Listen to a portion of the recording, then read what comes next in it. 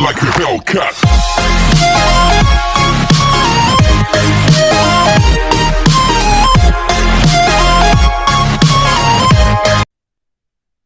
Gente, eu preciso de vocês. Podem responder no chat com um simzinho ou mandar um oi ao microfone. Sim, Pronto. sim. Vê só. Hoje a gente vai iniciar os estudos acerca de sintaxe, tá? Primeira coisa que eu quero que vocês compreendam é o que é sintaxe, que por muitas vezes é o bicho de sete cabeças dos alunos. O que é sintaxe, o que é morfologia e como essa diferença é representada em língua portuguesa. Tá bom? Alguém tem noção do que seria e qual diferença tem entre sintaxe e morfologia na língua portuguesa? Quando o professor pede, por exemplo, faça uma análise sintática ou faça uma análise morfológica, o que ele está pedindo? Alguém tem noção?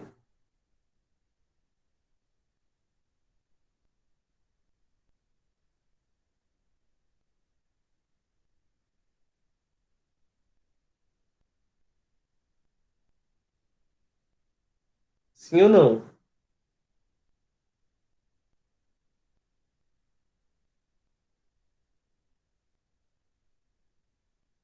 Vocês estão me ouvindo mesmo?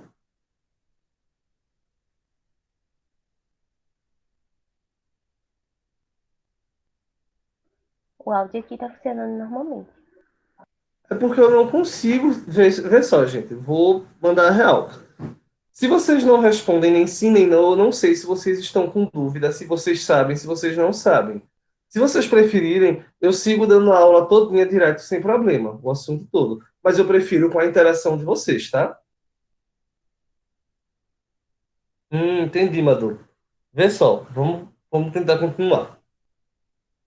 Morfologia, ela vai indicar ela vai as classes de palavras e a funcionalidade independente de cada classe. A sintaxe vai estudar a função daquela palavra na oração, tá? Vou dar um exemplo para vocês. Vou fazer uma pergunta, na verdade. Se eu chego para você e digo, Diego é alto, morfologicamente falando, Diego é o quê? Sujeito? Sujeito é a função que ele exerce, Ariane.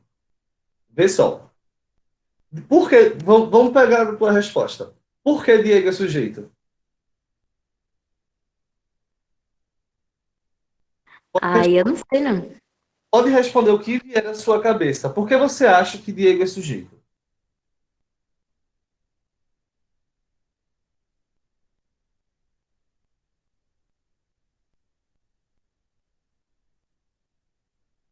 Vê. Diego, ele de fato é sujeito, mas ele é de uma outra análise. Diego, ele é sujeito porque ele concorda com o verbo. Não é isso? Ele não interage com o verbo. Quem é alto? Diego. Então, se Diego concorda com o verbo nesse sentido, ele vai se tornar o sujeito da oração. Mas quando eu falo de morfologia, eu estou estudando Diego a parte do verbo. Então, Diego, ele é um substantivo próprio, observe, substantivo próprio no masculino. Conseguiu entender a lógica? Conseguiu pegar a diferença inicial entre os dois? Entendi. Pronto, tipo, alto. Alto, ele é um adjetivo. Morfologicamente falando, alto é um adjetivo. Mas quando eu falo em Diego é alto, alto automaticamente deixa de ser um adjetivo e alto vai virar um predicativo do sujeito. Ele é um adjetivo, enquanto morfologia, porque ele dá qualidade a alguma coisa ou a algum ser. Mas a função dele nessa oração, ou seja, a sintaxe dele nessa oração, ela vai ser predicativo do sujeito. Vou trazer para um exemplo mais próximo. Aqui nós temos uma sala de aula. Eu sou o Diego. E temos a Ariane também. A minha classificação, eu sou classificado como homem ou mulher?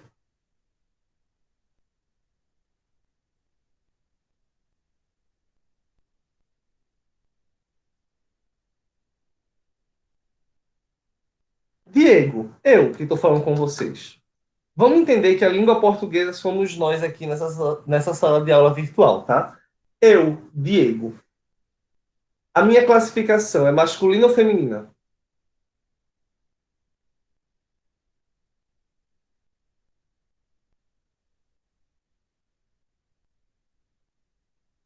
Masculina, perfeito. A Ariane tem a classificação dela enquanto masculina ou feminina?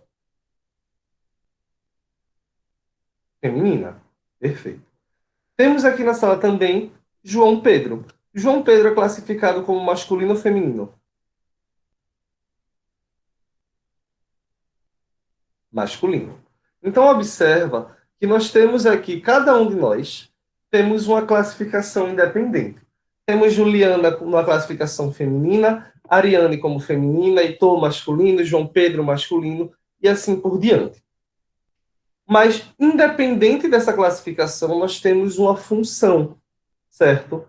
A minha função aqui é ser professor, correto?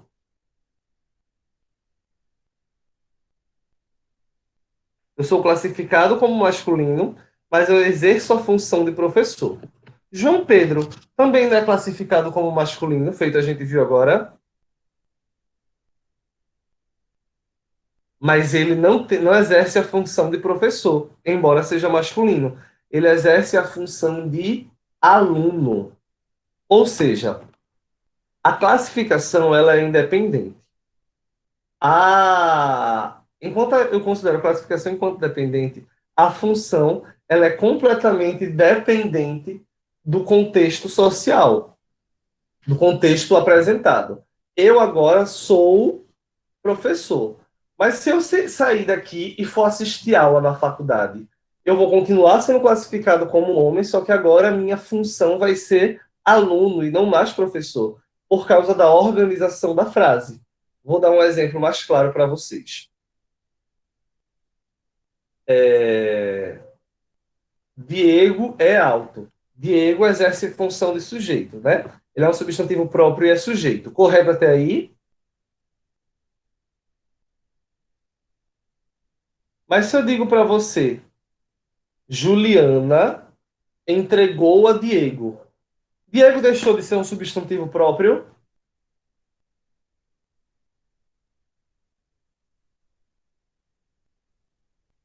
Mas quem é o sujeito agora?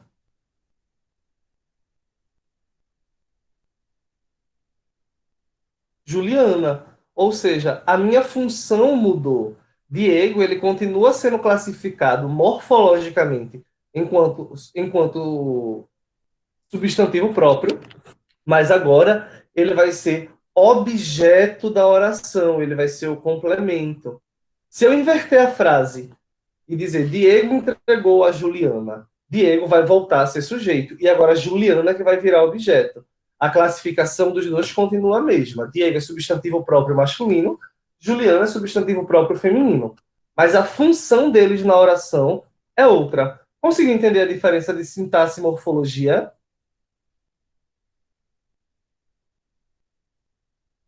Pronto. A partir dessa compreensão básica de sintaxe e morfologia, vai entender quais são os termos da oração. Termo da oração, gente, nada mais é do que a classificação dos termos componentes da minha oração, tá? E esses termos vão ser divididos em essenciais, integrantes, acessórios. Deixa eu ver se está aqui. Poxa, porque esse slide é meio antigo. Tem alguém copiando? Só para fazer uma ressalva. Ou vocês estão só assistindo?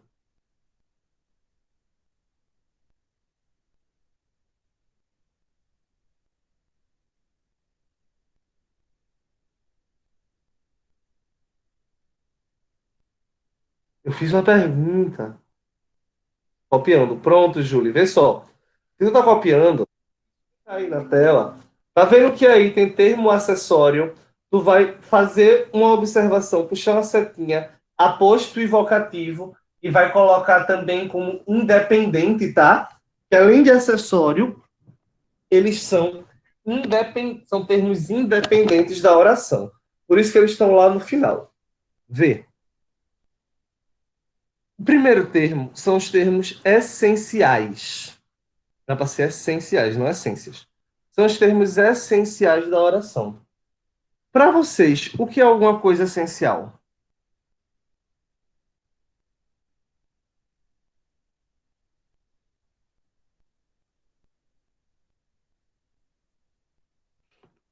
O que é algo essencial?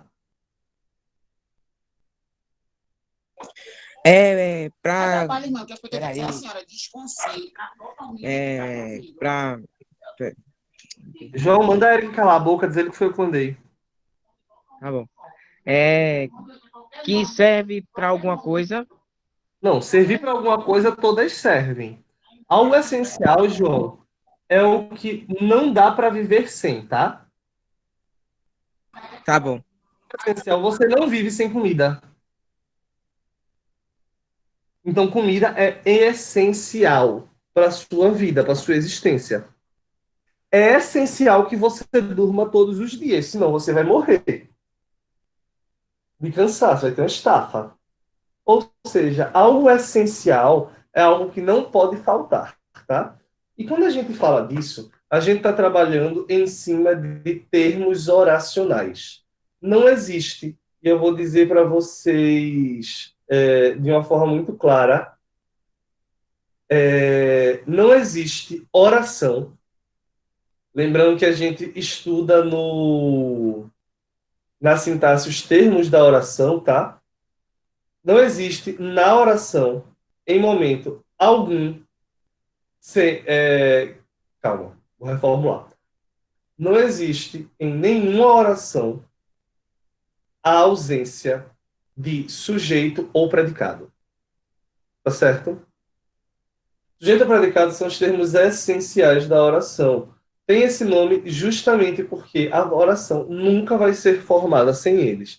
Aí tem alguém que levanta a mão e diz: Mas tio, eu aprendi que existe oração sem sujeito. Existe. De fato, existe oração sem sujeito. Mas essa ausência do sujeito não significa que ele não esteja ali de alguma forma. Ele só não está apresentável, porque a construção verbal anula ele, tá? Mas é como se ele existisse. O lugarzinho dele está ali, tá? Tudo tranquilo? Depois dos termos essenciais, a gente vai ter os termos integrantes. As coisas que integram são as coisas que trazem, que adicionam informações, mas que elas podem não existir. Diego, como assim? Complemento nominal, eu posso ter esse. Eu posso não ter um complemento nominal na minha oração. Eu vou ter complementos verbais, que são objetos diretos, indiretos, predicativo do objeto e agente da passiva. Isso a gente vai ver ao longo das aulas. O que é, né? Como ele forma. E os termos acessórios da oração. Para vocês, o que é alguma coisa acessória?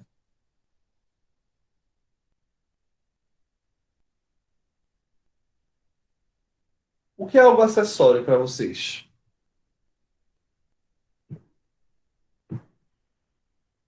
Um acessório é algo que precisa estar ali sempre. Pronto, vou dar um exemplo. Vocês conseguem viver sem tomar refrigerante?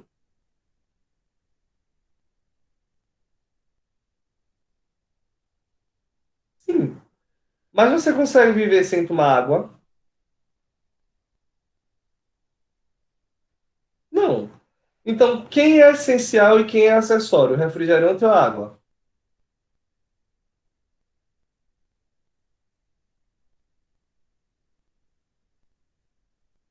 Exato. A água, ela vai ser como se fosse um agente essencial. E o refrigerante, um agente acessório. É o que a gente vai. O que é acessório? Adjunto adnominal e adjunto adverbial. Para quem não sabe, só para dar uma apanhada básica antes da gente chegar nesse assunto, para situar vocês, adjunto adnominal e adjunto adverbial são adjetivos e advérbios, basicamente. Eu posso dizer que o professor foi para casa. O professor foi para casa. Mas eu também posso dizer O bom professor foi para casa.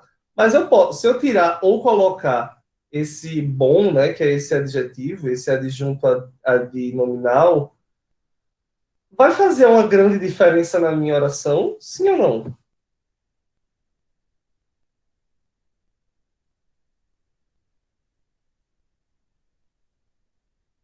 Não. Então isso é um acessório. Deu para entender a lógica do que são termos essenciais, o que são termos acessórios e o que são termos essenciais acessórios. Ui, até eu esqueci o nome agora. Integrantes. Deu para entender, né? Tudo tranquilo, gente. Vamos se- Agora vamos ao sujeito. O sujeito, ele é basicamente quem se organiza com o verbo, tá? O sujeito é o termo da oração que vai se conectar diretamente ao verbo, concordando com ele. Diego, como assim concordando com ele? Quando eu digo para vocês que alguma coisa concorda em língua portuguesa, é quando ela tem os termos alinhados em número ou gênero. Eu chego, por exemplo, e digo: os meninos vão. Eu posso dizer os meninas vão? Não, né? Porque se eu digo os meninas, eu não estou concordando o gênero e o número. Perdão, o gênero do artigo com o substantivo. Se eu digo os, automaticamente tenho que ter meninos. Meninas não cola. Ou se eu digo para você o meninos vai. Ué, eu tive uma discordância de, de número agora. Que eu tenho o no singular, meninos no plural, vai no singular novamente. Então alguma coisa aí não está encaixando, tá? Todo mundo ok com isso, com a ideia de concordância? Uma forma muito simples de compreender quem é o sujeito é você literalmente conversar com o verbo, tá? Diego, como assim conversar com o verbo? Você vai perguntar ao verbo quem é o sujeito. Vejam, Diego e Rosa compraram fruta. Diego e Rosa compraram fruta. Quem é meu sujeito?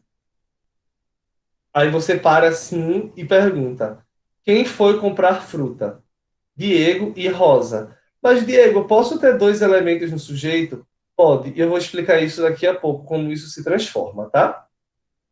Eu vou ter o sujeito, ele vai concordar com o verbo, ele vai constituir o assunto central. Por isso que você pode perguntar quem é o sujeito ao verbo. Ele vai saber lhe dizer. Eu posso dizer para você que os meninos foram à escola e comeram muito. Quem foi à escola e comeu muito? Os meninos. Os meninos é o sujeito. Juliana abriu a sala de aula para estudarmos. Quem abriu a sala de aula? Juliana. Quem é o sujeito? Juliana. Diego é um bom professor. Quem é um bom professor? Diego. Diego é o sujeito, tá?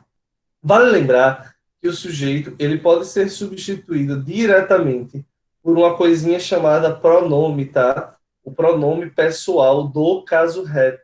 O pronome pessoal do caso reto ele vai ter duas funções básicas, que é conjugar o verbo e substituir o sujeito. Sabe aquele povo que escreve na internet me fazer ou me fez? Me fez é ótimo. Parece índio. Você já viu esse povo? Fala, me fez.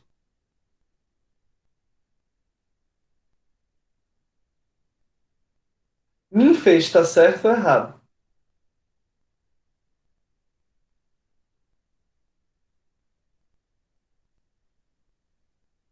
Fiz uma pergunta, me fez tá errado. Por que me fez tá errado? Porque mim não pode conjugar verbo. Se ele não pode conjugar verbo, ele nunca vai mim saber a existência de outras da tribo mim. É por aí mesmo. Vê só. Mim, vocês já devem ter ouvido isso na escola. Mim não pode conjugar verbo. Já ouviram isso alguma vez?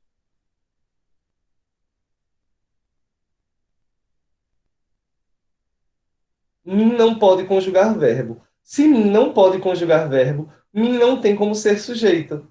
Por quê? Porque para ser sujeito você tem que concordar com o verbo. E só se concorda com o verbo se você conjuga ele de alguma forma. Todo mundo entendeu isso?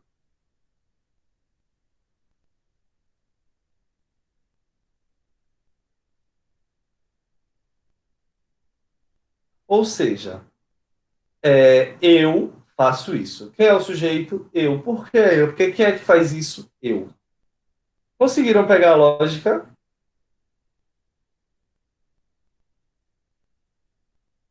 Pronto. Além disso, o sujeito vai ter aqui, apresenta como núcleo um substantivo ou um pronome ou uma palavra substantivada. Isso aí a gente vai palavra substantivada, a gente vai falar disso depois, tá? Vamos descer. Tipos de sujeito. Tipos de sujeito. Mas isso daqui é pouco, gente. Ah, tá.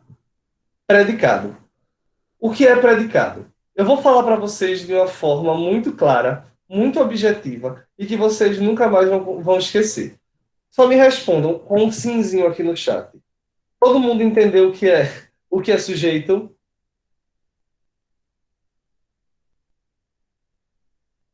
Predicado é o resto. A grosso e bom tom, eu tenho o sujeito e o predicado é o resto.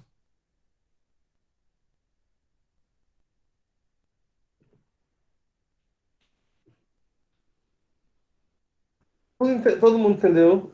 Diz que sim. Mim, fa, mim se mim fizer isso na prova do IF, mim não passar na prova. Vê que delícia.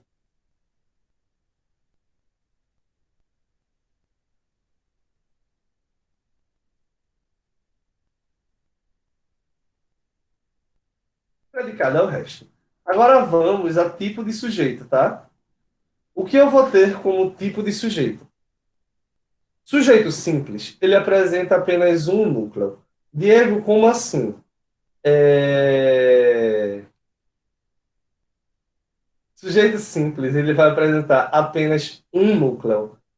Ou seja, ele. Gente, peraí, só um minutinho, tá?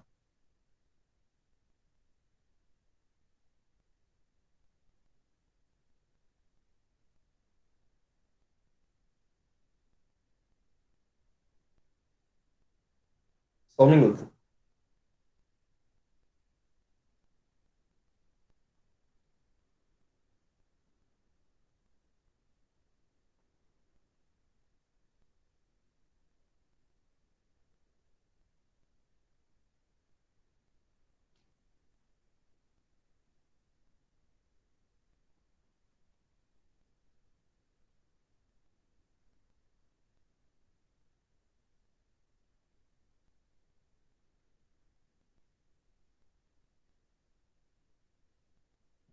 Sim, gente, voltei, desculpa. Vê, o que é um núcleo? Núcleo é a parte principal de alguma construção. Se eu digo para você, por exemplo, eu tenho ou a parte principal ou a parte central. Pronto, perfeito. Alguém aqui sabe o que é o núcleo da Terra?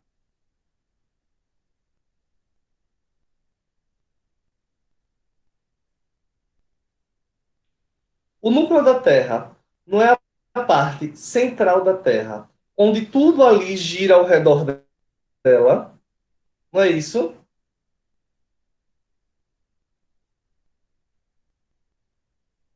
Qual é o núcleo do sistema solar?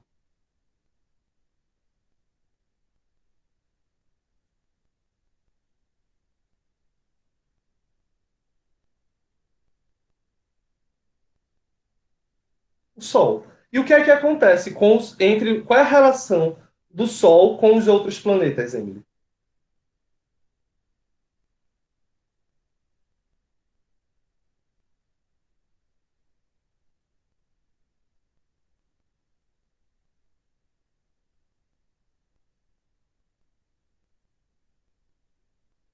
Passa a luz solar? Também.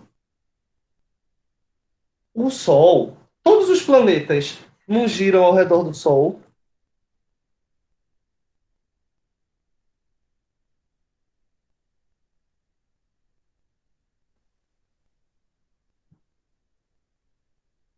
Todos os planetas não giram ao redor do Sol. Então, o Sol é o núcleo do universo, né? Do universo, não, do nosso sistema solar, do nosso lado do universo, porque tudo gira ao redor do Sol. A gente pode não ver ele o dia todo, porque a Terra, além de girar em torno do Sol, a todo momento tudo está girando em torno do Sol, não é isso?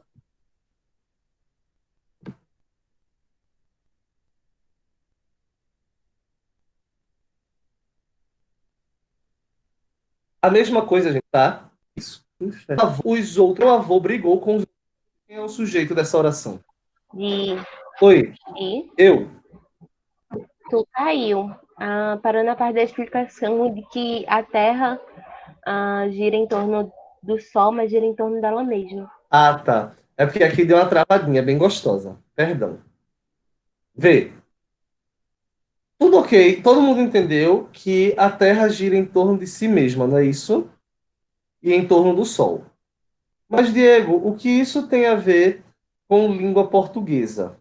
O que isso tem a ver com língua portuguesa é que. Vê, olha essa frase. Tá todo mundo me ouvindo direitinho, né?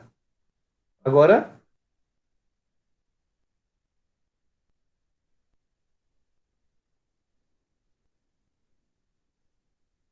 Pronto. Sim. É, o... Olha essa frase. Meu avô brigou com os outros fazendeiros. Quem é o sujeito da oração?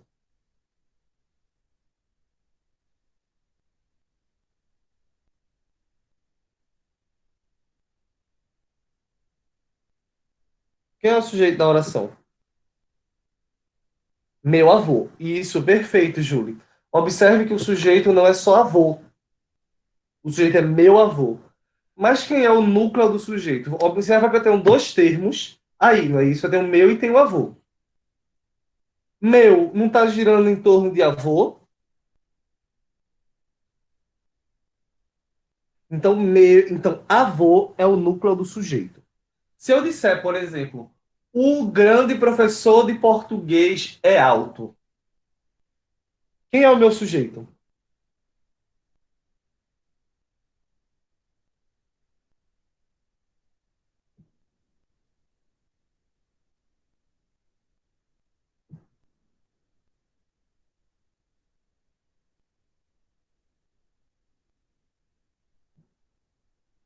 O grande professor de português. Observa que o O, que é o artigo, ele pertence ao substantivo professor. Grande, que é um adjetivo, pertence ao substantivo professor. De português é o complemento de professor, ou seja, todos os elementos giram em torno da palavra professor, como os planetas giram em torno do Sol. Não é isso? Então, quem é o núcleo do meu sujeito? Professor. Se eu só tenho um núcleo, vou chamar isso de sujeito simples. Entendeu? Se eu só tenho um se eu só tenho um sujeito, ou perdão, um núcleo, eu vou chamar de sujeito simples. Se eu tenho dois núcleos ou mais, eu vou chamar de sujeito composto. Todo mundo entendeu isso? Todo mundo pegou essa lógica? Vamos continuar. Observa que aqui embaixo eu vou ter sujeito composto. Ele vai apresentar mais de um núcleo. Então eu vou ter aí os quadros, os livros e os móveis antigos não serão vendidos. Quem é o meu sujeito?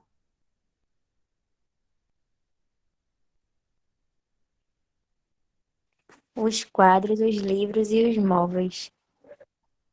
Perfeito. Observe que eu tenho um sujeito só, mas eu tenho três núcleos.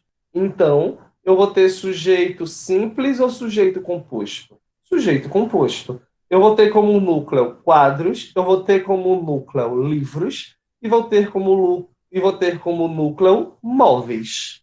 Todo mundo entendeu isso? Todo mundo tranquilo com isso?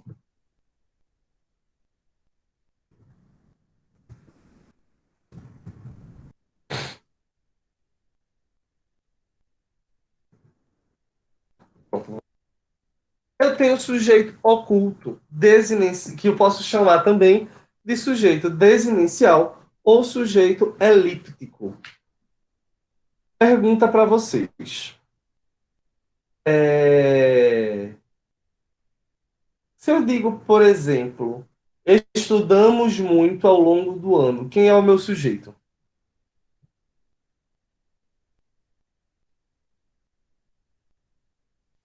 Nós. Nós. Ele não está explícito, mas eu sei que o pronome que vai conjugar o o pronome que vai conjugar o sujeito é nós. Lembra de um detalhe, se tu tá copiando, coloca aí do ladinho numa fresta. Todo sujeito oculto é um sujeito simples, tá? Todo sujeito oculto é um sujeito simples, impreterivelmente. Ele não vai ser mostrado, tá? Ele não vai ser mostrado de forma clara, mas impreterivelmente ele é um sujeito simples. Porque ele só vai ter um núcleo ali exposto. Tudo ok? Ainda enquanto tipos de sujeito, a gente vai ver o seguinte. Sujeito indeterminado é quando o sujeito, além de não aparecer, você não tem como identificá-lo claramente. E geralmente ele vai ser apresentado por um sujeito, por um verbo, na terceira pessoa do plural.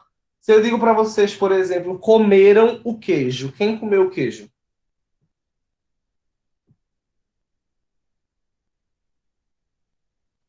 Eles. Eles, certo? E quem são eles? Aí não dá pra saber, aí é indeterminado. É isso que faz com que ele seja indeterminado, entende? Você consegue compreender que o pronome que vai reger o verbo é eles. Mas você não consegue saber quem são eles. É diferente de eu dizer, comemos o queijo. Nossa, quem comemos o queijo? Nós. Mas quem é nós? Para eu usar o pronome nós, eu tenho que estar inserido. Se eu estou inserido, eu sei quem é. Pegou a lógica?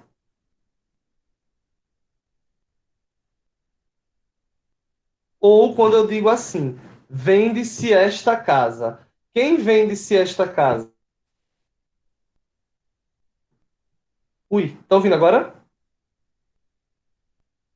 Agora sim, tu caiu e o slide fechou também. Ixi, a internet tá podre hoje. Vê só. Se eu digo para você, vende-se esta casa, quem vende a casa?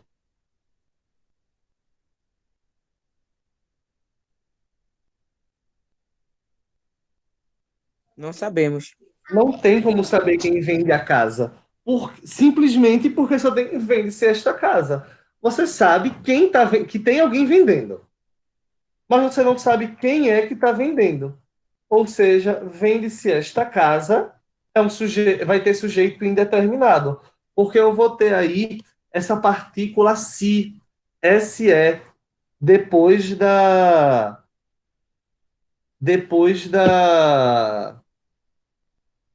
Ui, gente, perdão. Eu vou ter a partícula se depois do verbo, ou seja, eu sei que tem alguém vendendo, mas eu não sei quem está vendendo. Todo mundo ok com isso? Todo mundo entendeu essa relação do que é sujeito sim